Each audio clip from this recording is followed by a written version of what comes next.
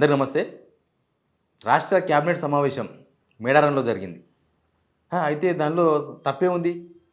వాళ్ళు ఇంకా దాన్ని హైప్ చేసి ఫస్ట్ టైం ఉమ్మడి ఆంధ్రప్రదేశ్లో కూడా హైదరాబాద్ కాకుండా బయట ఎప్పుడూ క్యాబినెట్ మీటింగ్ జరగలేదు. ఫస్ట్ టైం మేము మేడారంలో పెడుతున్నాం అని చెప్పే ప్రయత్నం చేసిండ్రు.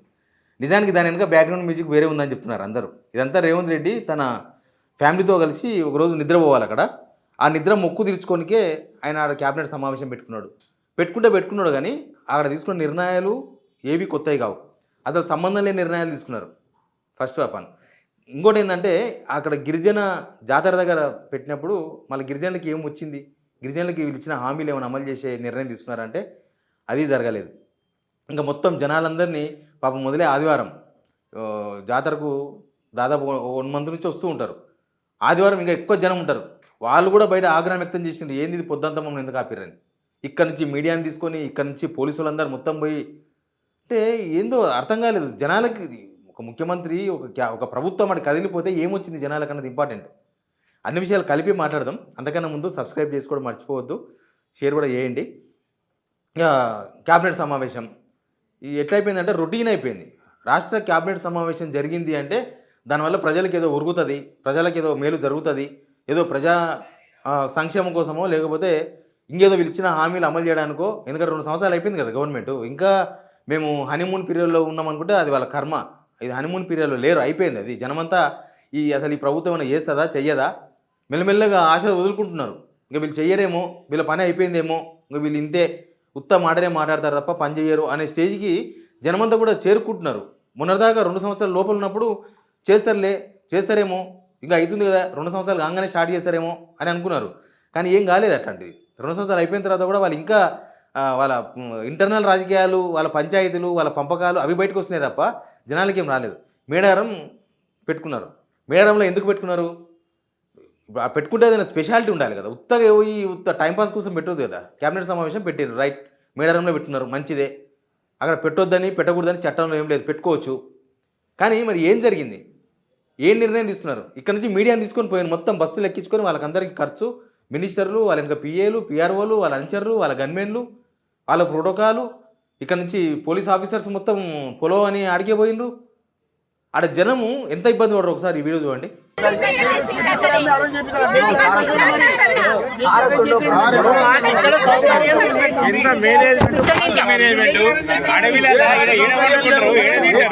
మేడారానికి 5 నుంచి 7 కిలోమీటర్ల దూరంలో ఈ క్యాబినెట్ సమావేశం ఉందని మొత్తం రెగ్యులర్గా వచ్చే భక్తుల వాహనాలకు అనుమతి లేదు, డైవర్ట్ చేసేసిండ్రు. 7 నాగారం, ములుగు, తాడువాయి వైపు మల్లింపు, అక్కడ నుంచి భక్తుల పార్కింగ్ జోన్లు తిరిగి రావాలి. ఏందనంటే విఐపీలు వీళ్ళందరూ ఉన్నారు కాబట్టి. మొత్తం మొదలే అది అడవి ప్రాంతం, ఆడ ఉండేటివే సన్న రోడ్లు, లిమిటెడ్ యాక్సెస్ ఉంటుంది. ఇక చీఫ్ మినిస్టర్ వచ్చిండు, ప్రభుత్వం మొత్తం కథలు వచ్చింది, ప్రజల వద్దకు ప్రభుత్వం వచ్చిందని వీళ్ళు స్టైల్ కొట్టేసరికి పోలీసు వాళ్ళు మొదలే 1 అంటే 10 అంటారు. వాళ్ళు మొత్తం అన్ని బ్లాక్ చేసి పడేసి మీరు అక్కడి నుంచే రావాలి, మీరు ఇక్కడ నుంచి అక్కడ పోవాలంటే అక్కడ తిరిగి రావాలి, మీరు అట్లా తిరిగి రావాలి. చాలామంది ఇబ్బంది పడ్డారు, చూసారు కదా జనం ఏమంటున్నారో. అంత ఇబ్బంది అయింది. ఇంకా చాలామంది అసలు నిన్న సండే నాడే పోవాలి, మిగతా రోజు వర్కింగ్ డేసు, పండుగ అయిపోయింది, మంచిగా పోయి అమ్మవాళ్ళను దర్శించుకోవాలనుకున్న వాళ్ళందరూ ఈ ఎఫెక్ట్తోనే బంద్ అయిపోయింది. ఇంకా వీళ్ళకు స్పెషల్ భోజనాలు, ఇంకా బొంగులో చికెన్ అంట, ఏంటేంటో అక్కడ ఉన్న స్పెషల్స్ మొత్తం వాళ్ళ ఫ్యామిలీతో పోయింది. రేవంత్ రెడ్డి ఆయన ఫ్యామిలీ, వాళ్ళ మనమడు, ఇంకా ఎవరెవరు ఉన్నారో మొత్తం. అందుకే అంటున్నా, ఇది వాళ్ళు నిద్రపోనికే పోయిన టూర్. ఇది ఆయన మొక్కు తీర్చుకోవడానికి ఓ రోజు నిద్రపోవాలని టూర్ పెట్టుకుంటే ఆయన అట్లా షెడ్యూల్ చేసుకున్నాడు. అంతే తప్ప దీనిలో జనాలకు వచ్చింది. ఇప్పుడు ఆదివాసీల ఏరియా కదా అది. ఆదివాసీల ఏరియాకు పోయినప్పుడు ఆదివాసీలకు పిలిచిన హామీలు చూస్తారా? చేవెళ్ళ ఎస్సీ ఎస్టీ డిక్లరేషన్, దీనిలో ఏమో నిర్ణయాలు తీసుకున్నారా? ఏం నిర్ణయం తీసుకున్నారు వాళ్ళు? మున్సిపల్ ఎలక్షన్ ఫిబ్రవరి 15 పెట్టాలని నిర్ణయం తీసుకున్నారంట. అసలు అది క్యాబినెట్ ఎందుకు నిర్ణయం తీసుకుంటుంది? క్యాబినెట్కి సంబంధం? ఎలక్షన్ పెట్టేది election commission, state election commission. మీరెందుకు డిసిజన్ తీసుకుంటారు? అది క్యాబినెట్లో ఎందుకు డిసిజన్ తీసుకుంటారు? క్యాబినెట్కి ఏం సంబంధం?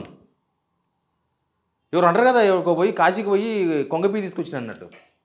మీరు అంత క్యాబినెట్ సమావేశము అది ఆడ మేడారంలో పెట్టుకొని ఒక గిరిజనుల ఆరాధ్య దైవం దగ్గర పెట్టుకొని మీరు తీసుకున్న నిర్ణయం ఏంది? మీకు సంబంధం లేదు కదా. స్టేట్ ఎలక్షన్ కమిషన్ నిర్ణయం తీసుకుంటుంది ఎలక్షన్ ఎప్పుడు పెట్టాలి ఏం చేయాలి అనేది ఏదంటే మేము ఎలక్షన్స్కు మీరు ఏమేమి రెడీ చేస్తారో రెడీ చేయాలి అంతే స్టేట్ గవర్నమెంట్. కానీ మీరు ఎంత చెత్త ప్రకటన అంటే ఒకసారి పొంగులేటి శ్రీనివాసరెడ్డి మాట్లాడి వినండి. ఈ మున్సిపాలిటీలు కార్పొరేషన్లు టైం పూర్తయినాయి. 116 మున్సిపాలిటీలు, 7 కార్పొరేషన్లు, 2996 వార్డులు, డివిజన్లు. వీటిలో టైం పూర్తయింది కాబట్టి వీలైనంత తొందరలో ఎలక్షన్లు జరపాలని. వీళ్ళకి ఎంత అవగాహన లేదనుకోవాలనా లేకపోతే జనాలను తప్పుతో పట్టిస్తారు అనుకోవాలనా? ఇప్పుడు దేశమంతా ఎలక్షన్ జరుగుతుంది, లోక్సభ ఎలక్షన్. మోడీ ప్రకటిస్తాడా? మోడీ క్యాబినెట్ నిర్ణయం తీసుకుంటుందా వచ్చే మేలో మేము ఎలక్షన్ పెట్టాలనుకుంటున్నామని? సెంట్రల్ ఎలక్షన్ కమిషన్ నిర్ణయం తీసుకుంటుంది. ఇక్కడ ఎలక్షన్ పెట్టాల్సింది స్టేట్ ఎలక్షన్ కమిషన్, వాళ్ళు నిర్ణయిస్తారు. కానీ దానికి క్యాబినెట్ నిర్ణయం తీసుకోవడం ఏంది?